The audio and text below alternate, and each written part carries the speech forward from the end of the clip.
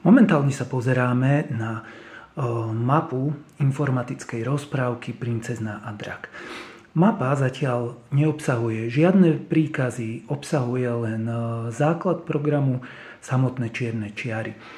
Deťom vysvetlíme, že toto je kráľovský zámok, v ktorom bude bývať naša princezna. Toto je les a tieto kruhy, to sú vlastne hustý les, v ktorom si drak vybudoval svoj bunker.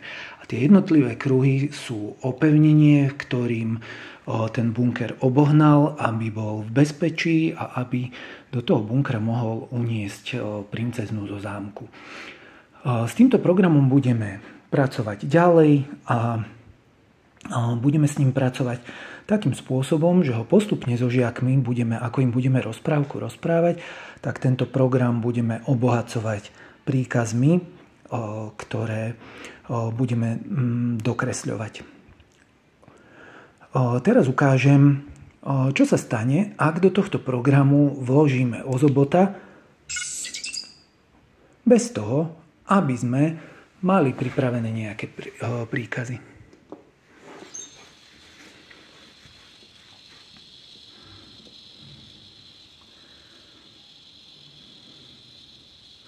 Ozobot bude automaticky nasledovať čiaru a keď príde na jej koniec, čo trošku urýchlim,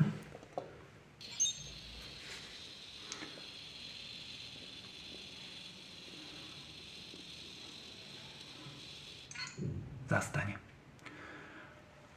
Už na takomto programe môžeme vysvetliť deťom dva základné princípy robotiky.